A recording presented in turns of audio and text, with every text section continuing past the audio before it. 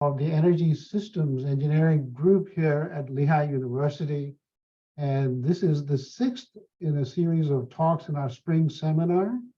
And I'm really honored and happy to introduce Jennifer Whaley, who's with SAS.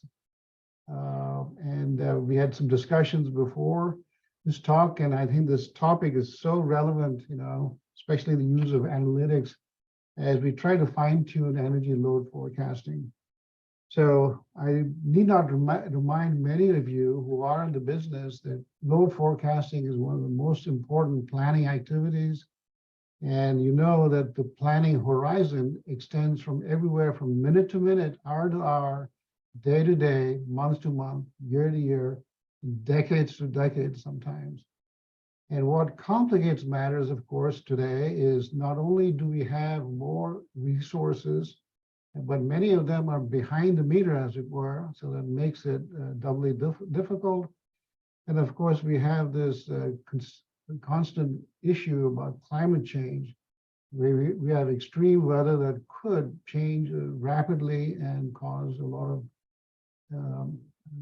problems in being able to forecast properly. So let me read the excerpts of the abstract. Load forecasting is a critical planning function performed by electric utilities.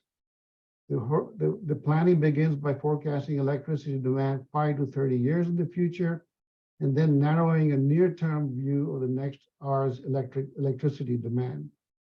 DERs, demand swings, and additional regulatory requirements are complicating the load forecasting process.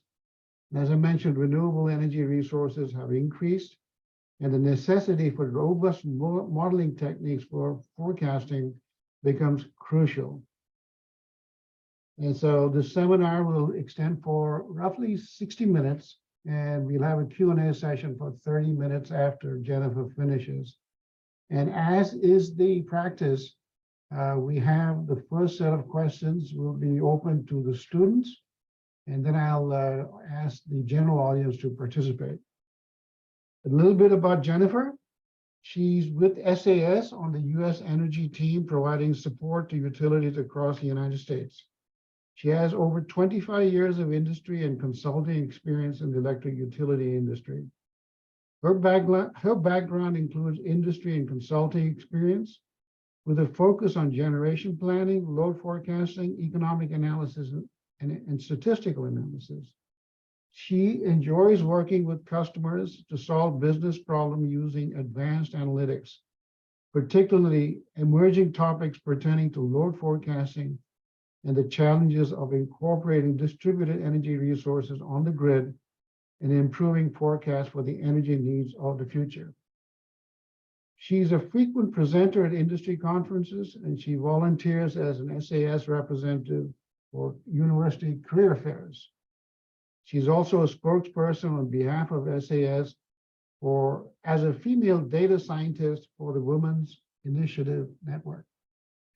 Welcome, Jennifer, and look forward to your presentation. Thank you. So let me know if you are able to see my screen. Yes, we can. Okay. Well, thank you for this opportunity. It's a pleasure to present to you and hear our conversation after the presentation. As I appreciate Dr. Shanker's invitation to present and his introduction.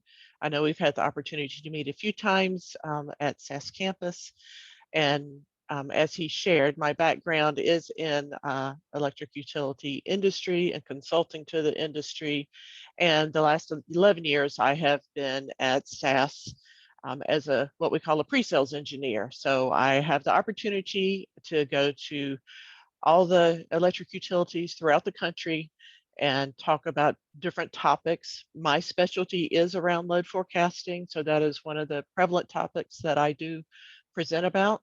So I do enjoy hearing about the business problems, the emerging issues, and how we can apply analytics to solve those. A little bit about SAS, in case you're not familiar with who we are. We are the leader in analytics, and you may know us from either in college or graduate school. We have a full set of products and suite of products, but I will not get into those today. I just wanted to kind of give you a level set a bit of where I'm coming from my position.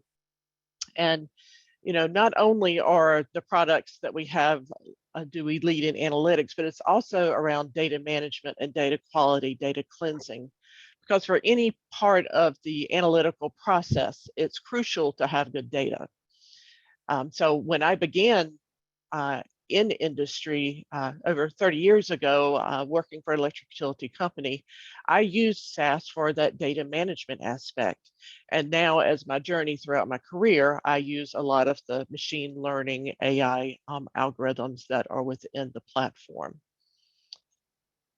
We cover multiple industries, and what the advantage of that is, as we learn things in, for instance, the retail industry about forecasting, we can bring that over to help in the energy sector. We lead in, as I mentioned, analytics, machine learning, and the data integration. Those are in data quality. Those are the things I will highlight for this group. But just to let you know that there are many other industries that we do support. As far as I am located in Cary, North Carolina. I am based out of our headquarters on the SAS campus. We have about 12,000 employees, span 56 countries, and have almost 80,000 customer sites. We have 7 R&D centers, and we have 2,500 global alliances. So we are the largest privately held software company. Specifically for utilities, we began in 1976, and 90% of utilities, the Fortune 500, rely on SAS for their processes. And this is around various aspects of the business. So 560 energy companies use SAS, and we're recognized as the #1 brand in analytics for the utilities. So now digging into the topic we're here for today, energy forecasting. As I speak to companies at all different sizes, geographies, these are some of the business needs that we hear about that utilities have. How can they make better predictions with their data? A lot of utilities have multiple software vendors for different aspects of their forecasting alone. And how can they improve the efficiency of the forecasting? So it's not just if you have the best algorithm, but it's the overall process of forecasting, from the data cleansing to the modeling to the deployment of those models. And if you're a regulated utility, how can you produce forecasts that are repeatable? For regulatory commissions, you have to be able to defend those, and those forecasts, show that they're transparent, show the supporting data, the analysis, and how you arrived at those forecasts. And how can you make forecasts more useful? We don't want any of our analytics to be just an experiment. We want them to be useful for our customers. And that means helping them make decisions, either to improve their revenues or minimize risk. So with that, a lot of companies use us to help mitigate their risk in now what is, a changing and emerging market. So energy forecasting, as Dr. Shanker alluded to, it impacts so many different areas of the company. And, if you were to ask a forecaster, what is the value of their forecast, identifying, the value of improving a forecast for all of these other processes is often hard to do. But the energy forecast can feed into the dispatch area, the daily market operations, distribution side, price and revenue forecast, resource planning, and maintenance scheduling. Early in my career, I was in generation planning, so that was in the resource planning space. For long-term forecasting, it's often hard to quantify what the value is of the level of improvement of, let's say, a 1% accuracy improvement of a forecast when you're looking out 20 years. So to value that, you would see what the value of deferring what that next generating unit would be. Often that's not done to see what the value is. Most utilities are focused on shorter term, being next day, 5 years. That's often defined by the utility itself. So historically, forecasting applications in utilities.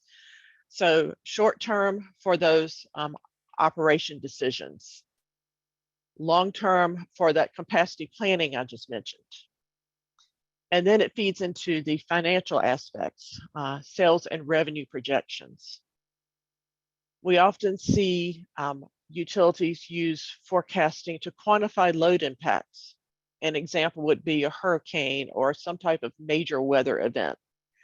If they know what actually happened, they can forecast what should have happened and quantify that gap. That gives them a view into what was their revenue loss for that time period of that outage. Now, as emerging topics are coming into play, utilities look to vendors, software companies, academic institutions to help them better understand their efficiencies and how to improve things. Some of those areas now are around distribution resource planning. So not just forecasting at what was traditionally maybe 4 or 5 different zones that led to a system, but forecasting down to the asset level, to the feeder level, and bringing in all of those DERs, electric vehicles, where are they located on the grid, and DSM. This results in some of the challenges for net load forecasting, as well as renewable forecasting. The intermittent demand of some of the renewable forecasting, solar and wind, can often be a challenge when you're trying to balance that with your traditional generation portfolio.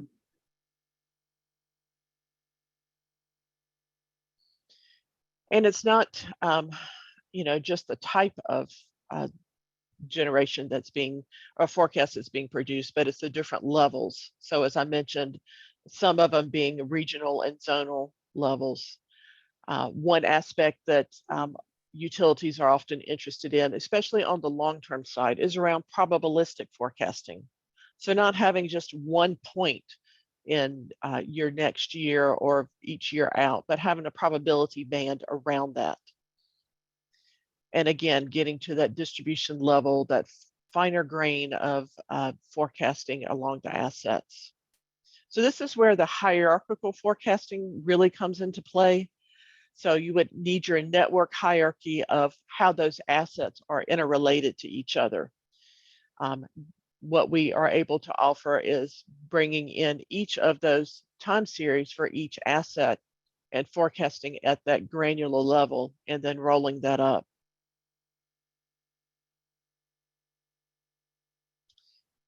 And Dr. Shanker also alluded to the different time horizons. So I started out at the bottom here in the mid and long-term forecasting, from looking at, I was doing a 20 to 30 year integrated resource plan. So I would study the generating types that were available and put that into our corporate model to generate the forecast. So that was bringing in, the daily, the information from our load forecasting group to know what is the best supply to meet that demand. Some companies quantify short term to be next week or 2 weeks out, and then very short term, so the next hour or next day. This is where we hear a lot more conversation from the operational side. But what we offer for an analytics platform is the capability to do all of these different time horizons of forecasting within one platform.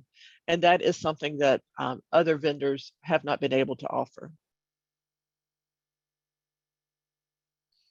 So utilities need, state-of-the-art software that has cutting edge and AI and ML offerings. What that gives you is a toolbox of multiple algorithms to test against some of these emerging generation types to see what type of model best fits. And they often need to integrate open source code. We have many utilities that have open source programmers. Within our platform, we're able to bring in that open source code, those models, and run those against our own SaaS models. So we want the customer to be able to bring what is best for them. But the differentiation for SaaS is that we can deploy those open source models as well. So it provides an entire platform to manage, from the tools and solution to manage their entire analytics process. And we want to give them the flexibility to be able to forecast for their emerging needs in the future.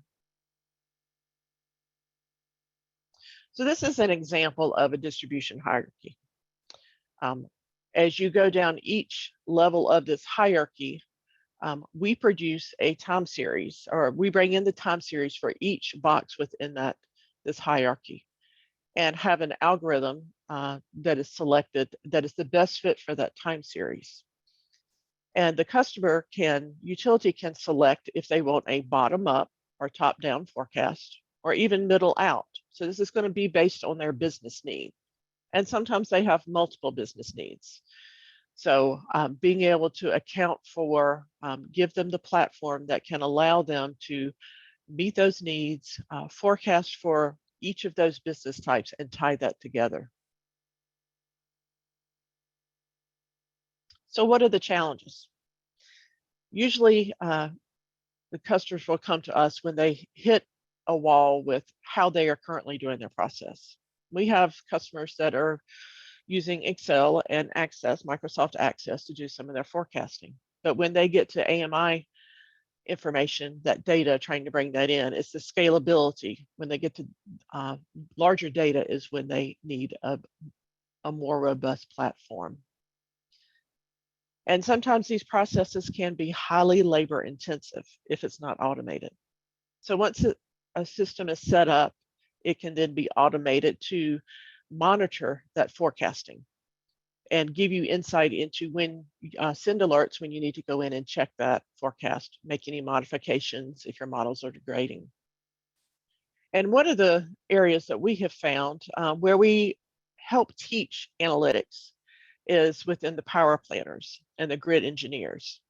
So as we go through this grid modernization and are speaking to distribution engineers more frequently, this is not a process with the econometric forecasting that they are quite familiar with.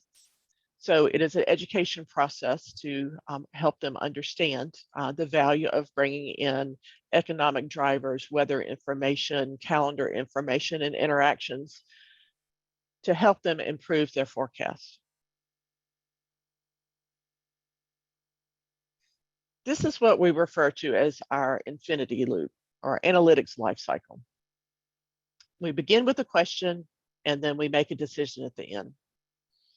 Along that process is what is involved in any analytics project. You access your data, you manage it, you prepare it, and you have to often clean that data, whether it be filling in gaps, checking for anomalies, validating that data. And then the next process is to develop the models. Often 80% of the time is spent in preparing the data and managing the data. And the model development, this is, to me, is where the real fun happens. So being able to automate the process, the depth of the toolbox of algorithms that is available it's very robust. It can meet a lot of all of the business needs and provide forecasting at the level that is needed. And then sharing insights. So how is the user going to want to consume the forecast? So it's not just about preparing the forecast, generating the forecast, but how are you going to send that forecast to the various consumers that you have. So is it visualization? Is it Excel files? And how to integrate that within the customer's current systems that they have. And one of the things that many customers need is the ability to do what if scenarios. What if the weather is more extreme? What if demand is lower, load growth is lower, or economic drivers change? How to incorporate that in to give them that insight into what happens in those scenarios.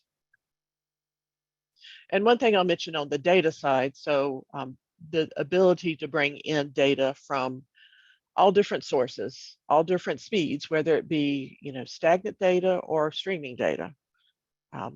It's not usual in forecasting to have the streaming data, but it does have that capability.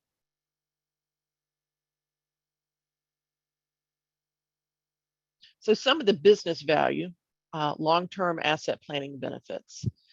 Again, this is back to the capital projects. So the analytics that's needed for here is to be able to inform their capital decisions, when to make those expenditures and where to make them. So it's an optimization problem. Where is mitigate their risk for their outages, because we know that a utility is tasked with safe and reliable power. So how to improve that reliability that they're measured on, and how to increase or retain their customer satisfaction. I know, most of us expect when we turn the light on that it's going to come on. There are occasions where, that doesn't happen, and most people are disgruntled when that happens. And also the need to have better communication with when an outage happens, when is power going to be restored. So generation planning for the capacity mix to meet demand. This is very crucial to, and I'll show you a couple of slides in a few minutes, but around the duck curve. When you have quick shifts in load, how to meet that on the operational side. So to provide a data-driven predictive maintenance decision for the distribution system.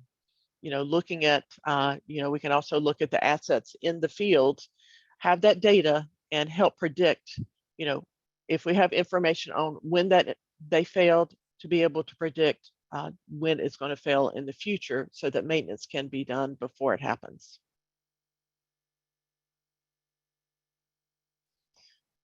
So for distribution forecasting, some of the key features that customers have had is the ability to do a 10-year forecast at an hourly level for every asset in the grid. And this was hundreds of thousands of assets that were in the grid. So this is a very large system.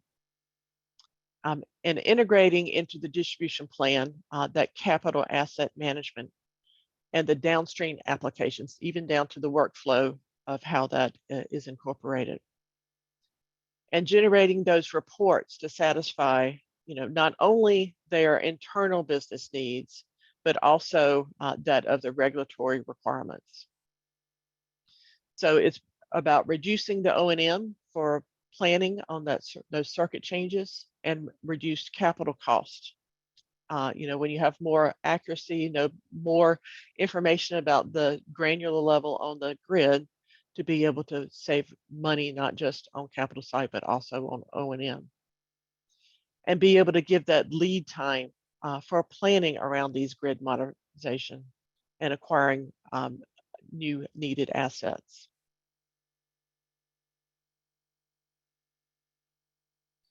Some of the differentiators when you move to a traditional forecasting to a scalable granular level forecasting that relies on the analytics is the ability to scale to the right size of the problem or network. A lot of effort is spent on the network hierarchy and making sure that data feed is correct.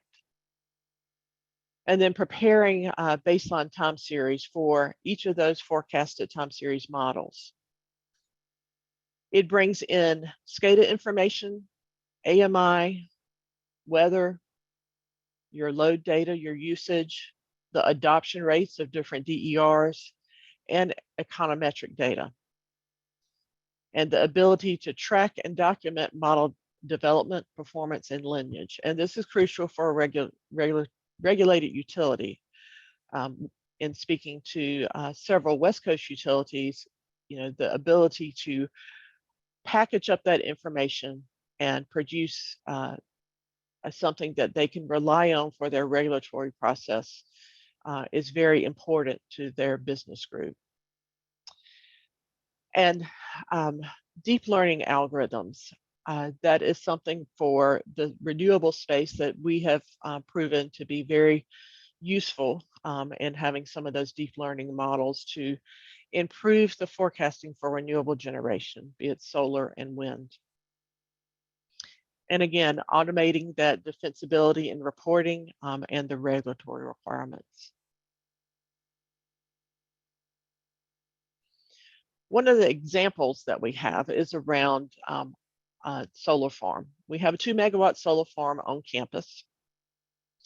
And so we were monitoring our own net load on the system, looking at how 2 of our buildings for the campus load compared with some of the solar generation.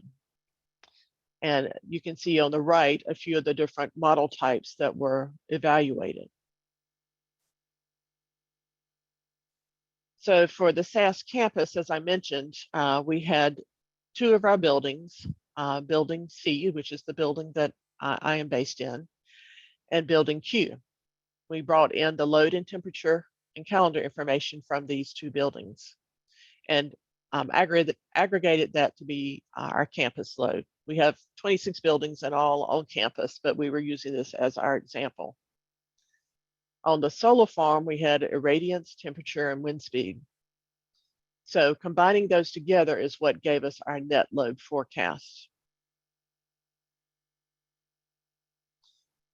And here, what you can see on this example is looking at how the solar farm is performing versus the load on the campus.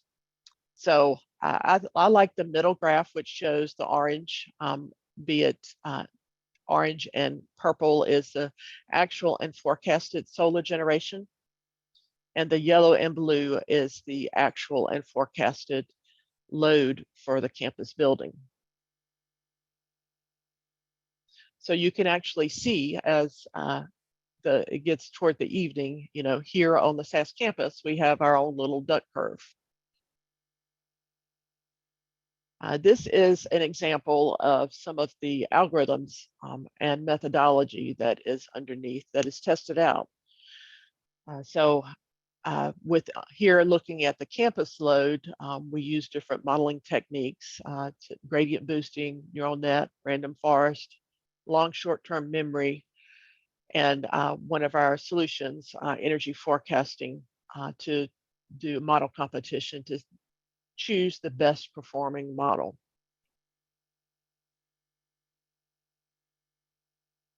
Now, as an example for wind forecasting, many of you probably already know that understanding what the power curve is for the output is very important around wind forecasting. So these are some examples of work we've done with customers for their power curve and looking at the underlying factors that can impact that wind curve, and then looking at the output and how that compares. The next disruptor that we talk a lot about is around electric vehicles. So the past does not look like the future. And what utilities often are trying to figure out is what are the adoption rates of electric vehicles? Where is the charging going to be it residential in the households to make sure the grid is hardened for those areas, or fleet charging? I've done some work with one of my colleagues in R&D, research and development at SAS, to look at siting electric vehicle charging for fleets within North Carolina. Where are those gaps? How are those decisions made? And utilities, even though they get projects ahead of time, they still don't have enough lead time to make sure the grid is hardened. At least that's what we have seen as a gap. I don't know if that's prevalent throughout the US, but that is one of the things we have heard mentioned. You know, where are we going to have those fleet charging and additional EV charging located along the distribution grid? It also is important for utilities around rate design. So looking at the signals within the data to see when is the charging occurring, when is the utility pushed for supply for their generation, and how to design rates or programs and services that's going to shift that load a bit for the benefit of the utility to be able to optimize all the assets that are all the generator that is on the grid. So this is just looking at some of the electric vehicle examples, some of the adoption curve on the left, and understanding, the charging preferences and rate implications for the utility in designing the rates.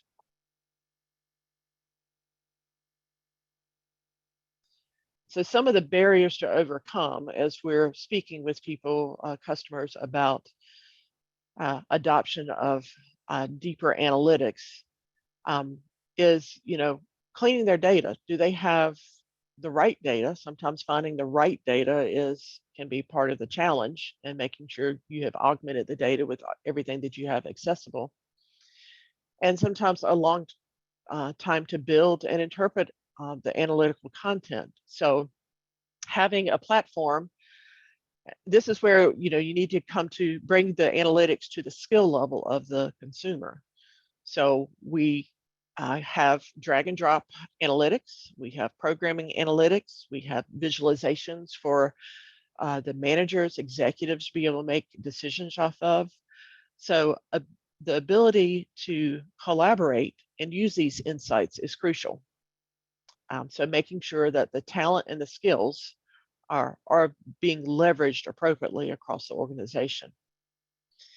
And the governance of this process, be it by IT or whoever is tasked with that within the utility, to know where the data is coming from, who's using the data, who has access to it. So these are some of the barriers that the SaaS platform helps overcome. So I wanted to highlight some of the things that are available. So we do have a SaaS Skill Builder for students that is free and available for you to use. And we have an academics arm here at SAS that will help students and faculty as well use the SAS skills. And we also have free software that's available for the academic side. So on the left-hand side, the on demand for academics, this is going to be what we would call either your programming or your wizard based.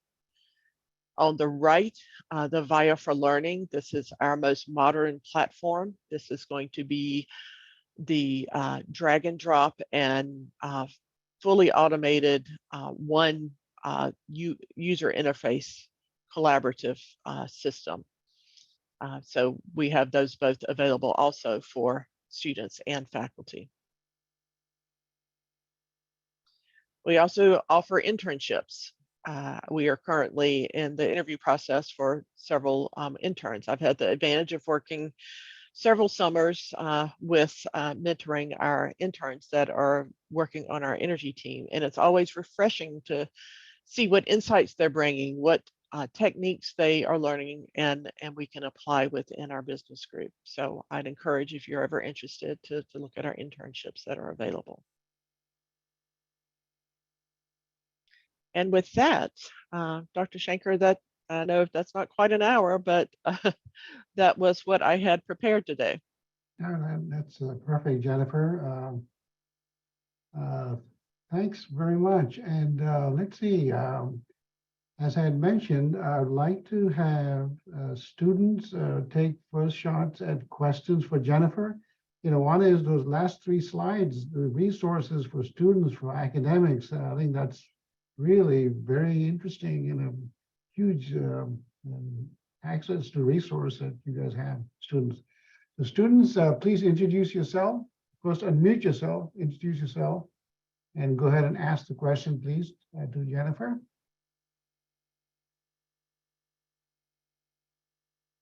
Questions for Jennifer from students?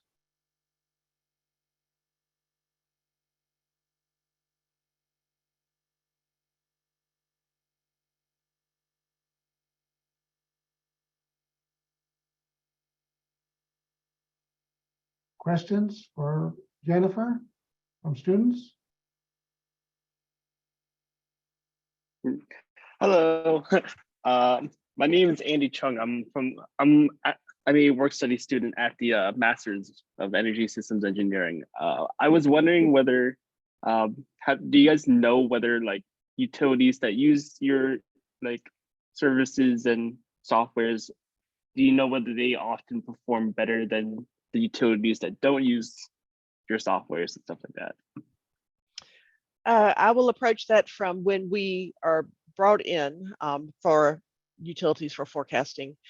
One of the things that we like to do is benchmark against what their current process is. So when we begin a project, we want to know what they're currently doing, what their accuracy is. And for all of the implementations of customers where we have SAS being used for forecasting, we have improved their forecasting process. So and a lot of that can often be attributed to the data cleansing, some of the data techniques to fill in, and some of the improvements around using weather stations that are geographically close to the assets that they are forecasting. So, in a regulated utility, they're not necessarily competing against their neighbor, but they still want to be able to have the most economical plan.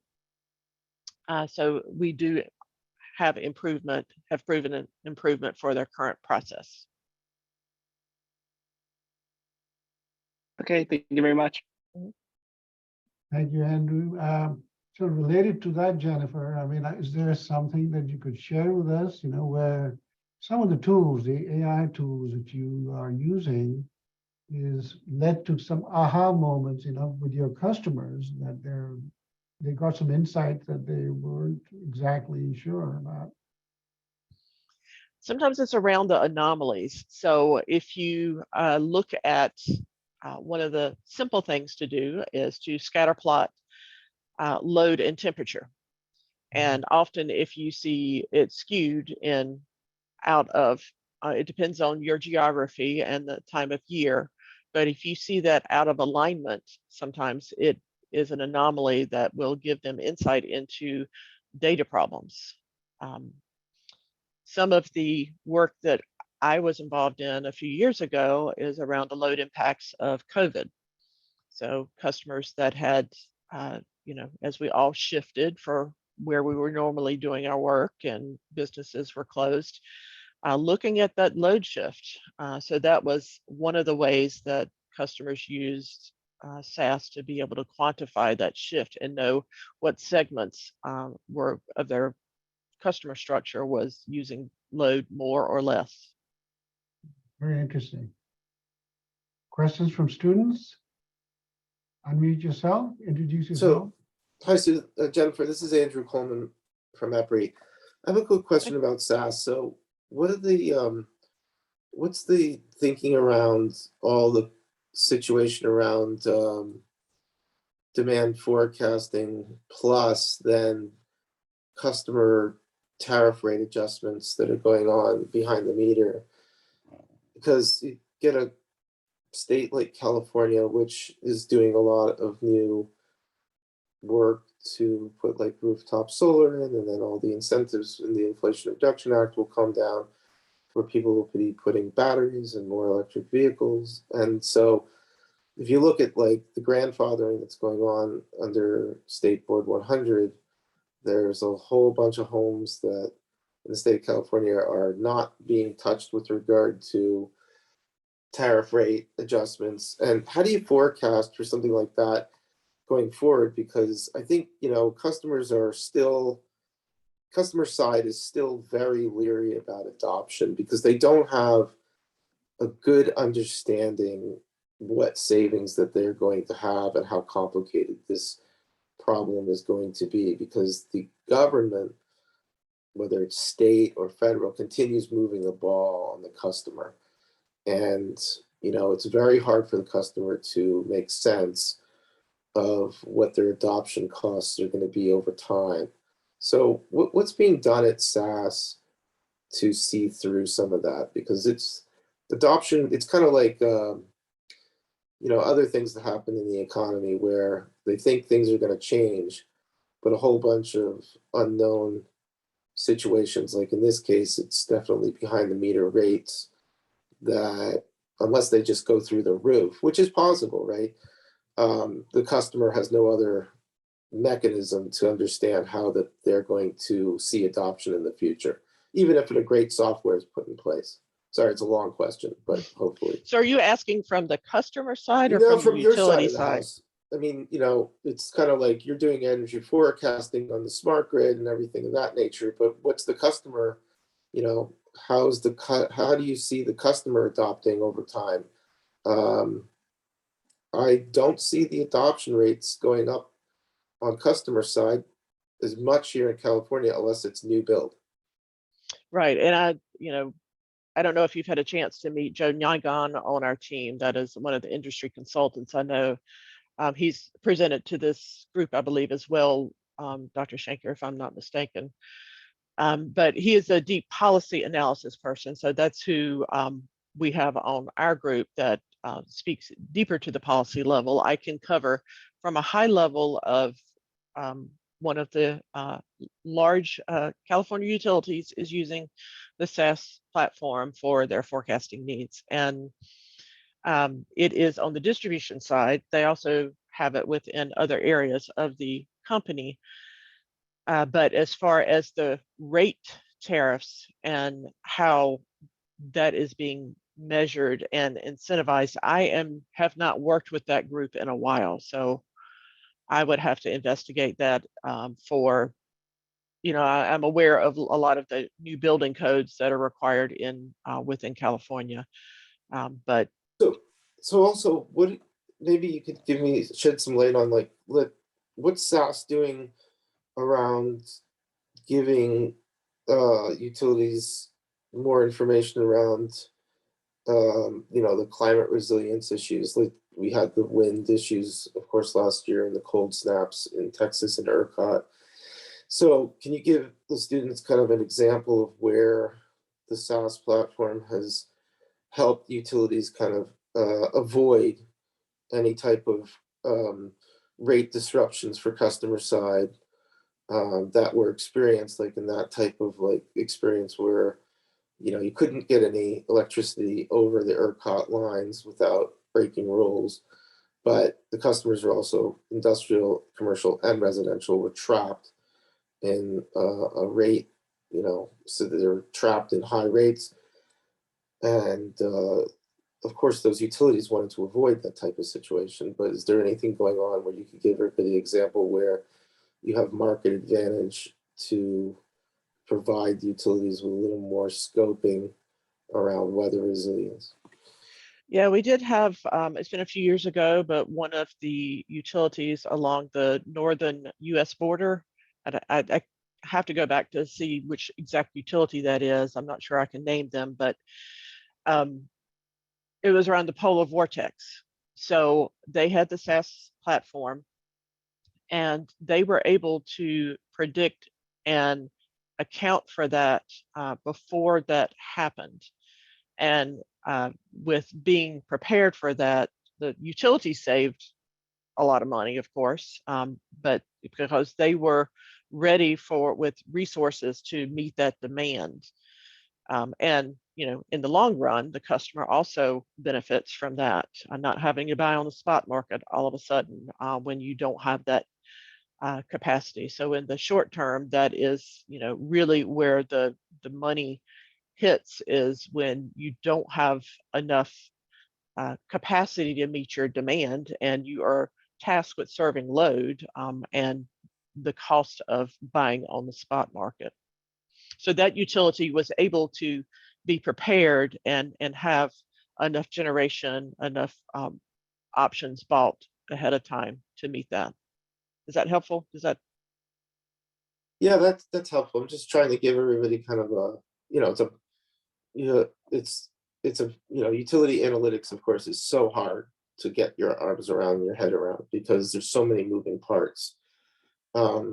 So it kind of plays into like the macro events, and then how does that like you mentioned COVID, like I'm sure that it was like this, I don't know if you're measuring at the feeder level or you're measuring at the customer side level with all the, Internet of Things load being piled on into the home, and now that distributed force is still probably there, and maybe it's there for another 5 to 7 years until you just have some type of economic, could be, they're forecasting maybe it's 10 years for an economic recovery. Right. In this economy, and so people may be at home for years to come, and maybe load goes, I don't know, are you seeing that? Are you seeing that the data management for the utilities is pointing towards increasing loads right now or decreasing loads? We're post-COVID, but we're in in an economic situation that may exacerbate itself to just keep things kind of the same. Yeah, I'll speak to it from my side in North Carolina. So I think, again, everything is always geography based. I wish it was easy to have one set standard for utility and geography, but anytime I go into a customer a utility, I try to study where they are, what are their current challenges, what is their current commission tasked them with, and what is their regulatory body, because it varies for each utility. And from North Carolina, where I sit in central North Carolina, we still have economic growth. That's not necessarily everywhere. The COVID analysis that we were working on, this was in 2020, 2021, we were working with customer, and it was looking at customer class. Of course, eventually, I would think those changes are going to come into your allocation factors, where you have that within your rates.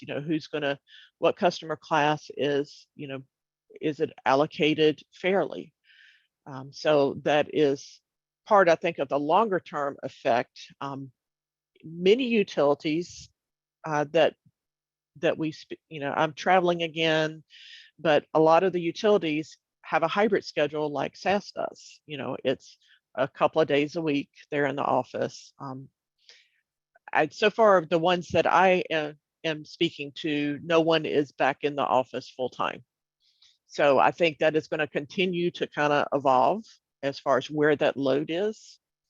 And I don't know that, I think after the initial shift, major shift when in 2020, 2021, we've come out of that a bit, but not completely.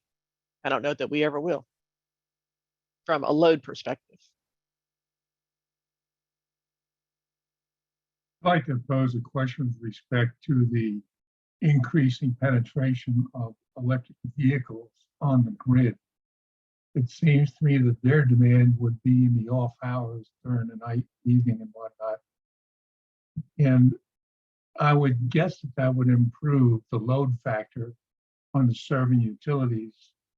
And I think that would lead to a better or increasing rate of return on infrastructure, which in my view would allow for investment to keep up with that changing demand location. Your comment?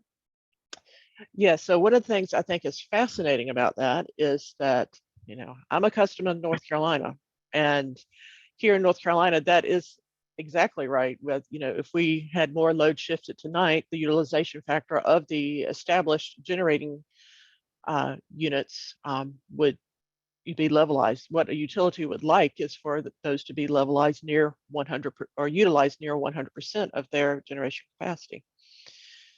And so the best time to charge in North Carolina typically is at night, versus in California, where you have more solar, wind, renewables in the afternoon.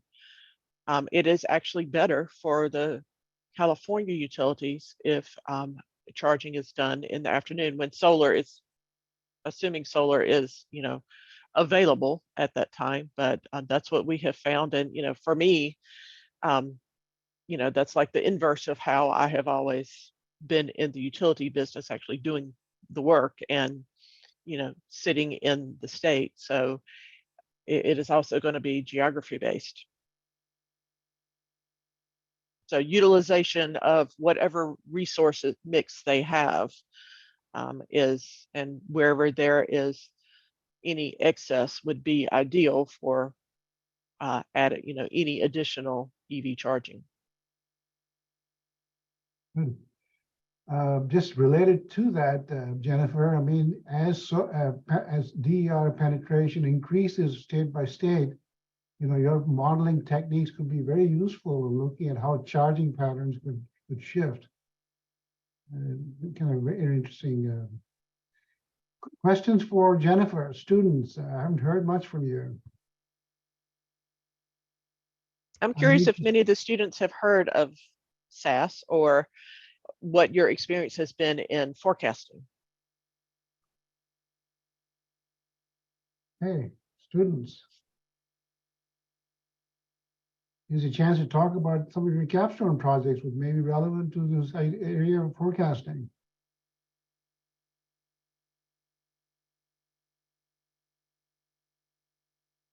How about general audience? Questions for Jennifer?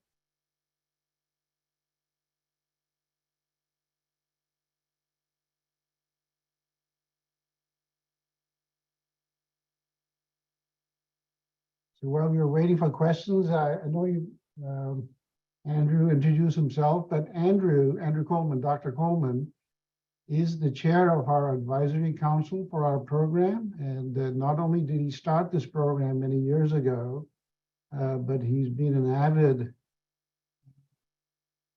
counselor and a consultant with the with the university.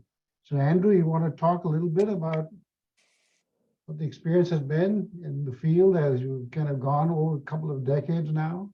Yeah, so thanks, Rudy.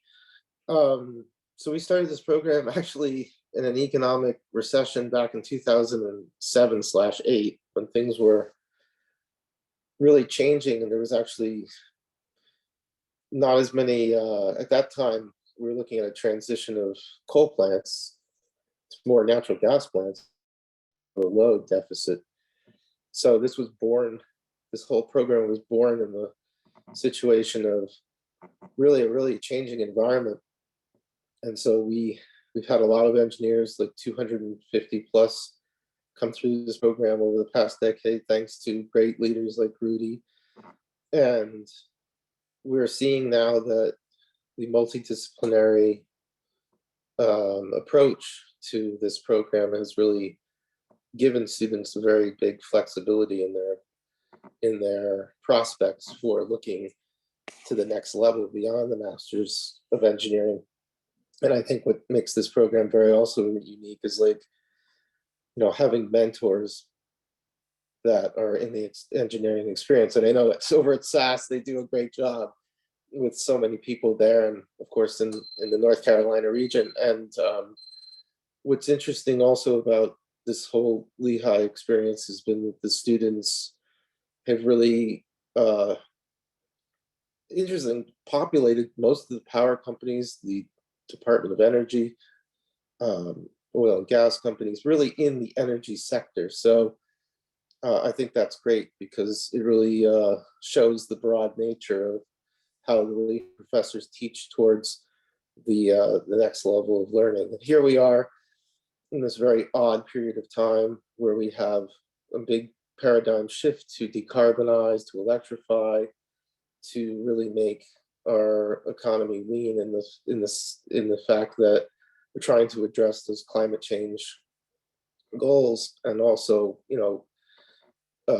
fortify the grid, make it more resilient. And I think it's great to hear about things like the SaaS platform too, because that's kind of instrumentally a place where there's going to be great connectivity between the utilities, between customer side, between ESCOs and other operators that are managing these big pieces of equipment or utility scale add-ons that we see all over the United States. So there's never been a better time to get involved in this program, because there's just so much going on, and you can see it right around the corner. I mean, pick your interest level. Everything's very, very important, whether it's a microgrid or whether it's a fleet charging, or even looking at transmission and how that plays into the future of where load centers are going to be growing in the future. So hopefully that gives everybody a good overview,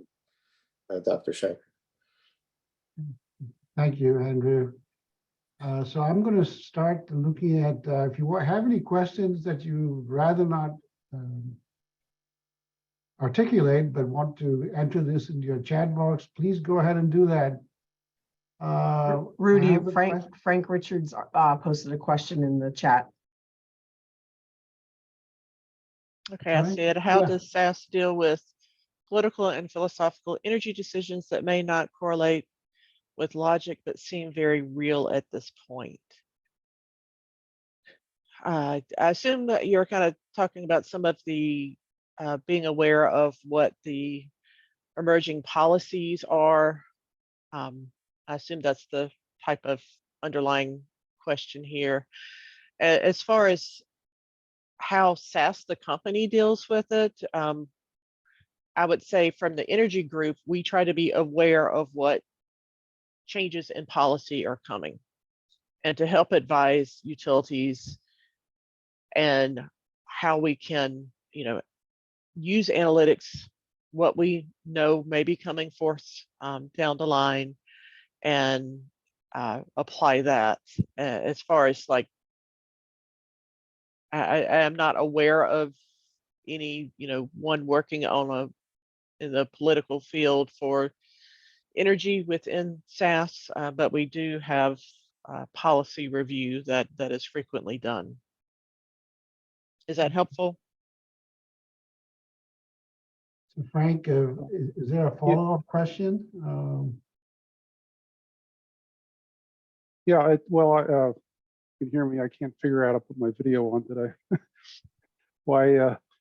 Yeah, it just seems like there's so much going on. I just started reading this Alan Epstein book, Fossil Future, about worldwide really need fossil energy, and because from health reasons to keep people alive, and that's how he keeps repeating that kind of stuff over and over. But it's to me it's kind of fascinating, and it sort of correlates with what seems to be going on. We're trying really hard to be conserving our energy, which is a wonderful thing, but forcing people, for instance, to not install gas heat and gas cooking, which I think in New York, we just started doing that in New York City. It's kind of crazy because those are things that have very, very high efficiency. You get heat. Most of the gas systems these days have 95% efficiencies, where a gas turbine, which you'd have to run if you can't find enough solar or wind, which you can't, it's not there, to have that gas turbine run, or any other type of thing, maybe what, 35% efficiency, maybe a little bit higher than that. So it seems to be very inefficient to try to force feed this kind of energy decisions or policy on folks. I will I've always been in the energy space, so I can't speak to what it would be like to be in a different industry. But it is, always, it's always the same, but always changing with so many new aspects. And even, when I started in the electric utility, I was at a vertically integrated company, North Carolina based at the time, served some in South Carolina. And then the complexities have since, continued over the years. And, to me, from doing generation planning, one of the cleanest generation types is nuclear, but to site it involves, a lot of interveners. It has its risk. So when you evaluate anything from the perspective of what's good and what's bad, it's not, a black and white answer. It is complicated, and it has so many other implications within the company itself, but also for the consumers. And I think it depends on, who the decisions are being made for. Is it for, the stakeholders of the utility, or is it for the consumers? I don't think I wish there was a more streamlined approach to that, but there's not one that I'm aware of. So just You're right. You're right. I think we have to count on these undergraduates and graduates here to come up with nuclear solutions, or it's made this big news about fusion, about how fusion's possible. Well, when is that going to be possible, really? Maybe their children will be able to develop those systems, but it's certainly a challenge, and it's a very worthwhile one to try and figure out how to make nuclear systems work politically, if anything, if nothing else. Yeah. I've felt that, nuclear, there's never, I don't know the numbers, but it seems like there are very few, let's say, fatalities that occur from any nuclear events that have happened from a power perspective. You don't want to have bombs, but you do want to use the power constructively. And it seems like that's, I really agree with you, Jennifer. That's something that really should be followed up more closely on and pursued with vigor. All right, questions for Jennifer? Hi, my name is Oshan, and I'm one of the ESE students. So thank you for your presentation. I have one question. You already talked about the accuracy a little bit. I'm a little curious, and I want to know a little bit more on how accurate the energy load forecast typically, and how do you account for any margin of error? So for the forecasting accuracy, we'll have customers that will say, our current process is, let's just say, 5 to 8% accurate, and that's measuring it by mean absolute percentage error, or MAPE. The level of accuracy, of course, we would love to be 100% accurate, but that's not possible. A lot of the inaccuracy can be attributed to weather forecast. And, one of the things that I am often asked, because this is what I have a lot of my conversations with utilities about, or around load forecasting, is, do you provide weather forecasting? And SAS does not do that. We can connect to any and weather forecast and provider and help cleanse the data, and make a combination of the different forecasts. But if you look at model accuracy, one of the things we will do is backcast, or taking into account what you had forecasted, and then filling that in with what has now happened. So, for the weather, so you had forecasted weather, and then you substitute in the actual weather, and what is the level of, how accurate was your model then? So that will help you identify what is forecast error within your model, forecast error within your algorithm and model error, and to tease those out, because you do have some control over your model error in that you can re-estimate or or re-diagnose your model is what we often refer to it as. But as far as improving a weather forecast, I think we'd all be really wealthy if we can figure out how to accurately do a weather forecast.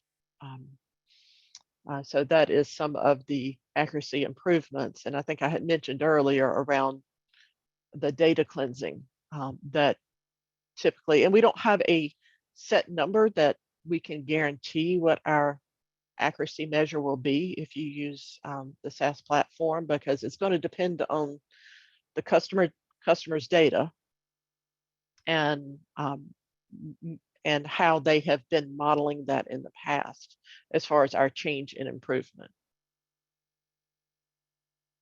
Well, Jennifer, this is, is more than folklore. I know utility weather forecasters are pretty well compensated. Do you have a choice as to where you get your weather forecast data from? Do utilities prefer their own, or how does it work?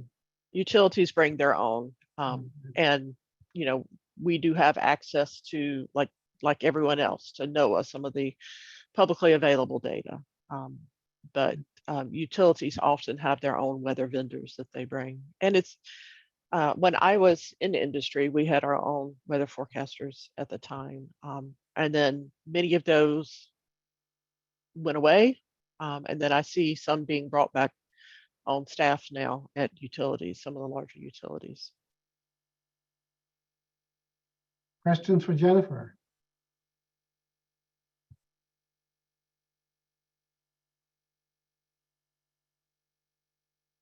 Hello, Yes. Jennifer? Mhm. This Yes. is Ron. Hi, Ron. I was very thrilled to hear you talk about California versus other parts of the United States with regard to EVs. That's going to be a major increase in load. It's forecasted for years to come, because we're all going toward electric vehicles. The gas-powered vehicles are going to probably be disappearing in maybe 20, 30 years. My question to you is, based on your forecasts, have any utilities in the United States changed their rates at this point to recognize this disparity as far as load goes because of EVs? There are utilities that are offering EV rates. Not all do, but there are many that have that available. So as a residential rate. That's great. That's great. Yes, I tried to enter the EV market as well in 2021. That was not the best year to try to do that. So I, due to supply chain stuff, so I had to make other choices, but I do get a chance to work on some of the EV projects and speak at conferences with some of our work that we've done. I think that's going to be a big area for you in the future here. Thank you. Mhm. Questions for Jennifer? I'm going to make an observation from history, my history. I lived in a total electric townhouse here for 11 years. The utility company had an on-peak, off-peak rate residential. And by shifting all of my, or most of my electric loads to after the 6 o'clock hour, which was when theirs started, I was able to save a considerable amount of money for my electric. I'm thinking that electric utility companies will be doing something similar for those who have electric vehicles and for charging them because it'd be off peak and would help to level their load for that off peak time. Yes. I know some of the municipalities in North Carolina offer that. I'm not sure if I have to go and look to see. I believe our large utilities are as well. That Jennifer, was the rate on And if- JCP&L. Oh, is it? It was when I lived there. And it was 11-year rate. So I don't know what other utilities. I know that doing a lot of work in Manhattan, that Con Ed also had on peak, off peak. I think they even had semi-peak rates for commercial users.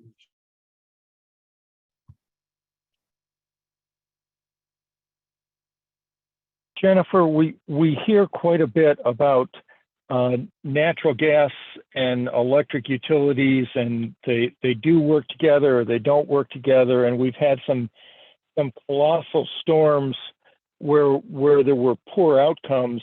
Has SAS been asked to participate in any of the investigations of how that could be changed? Not in the investigations, to my knowledge.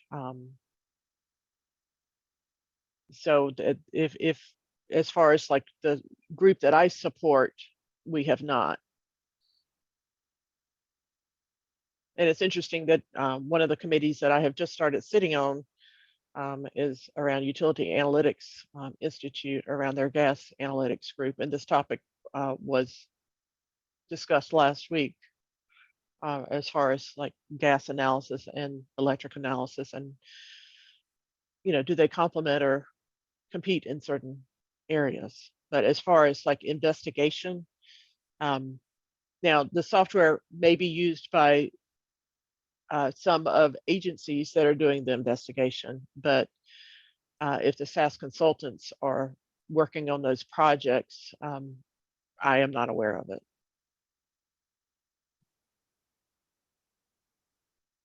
David, question, follow-up? Okay. So Jennifer, it just got me thinking, has SAS worked on any projects where your capabilities could show or incentivize dynamic pricing?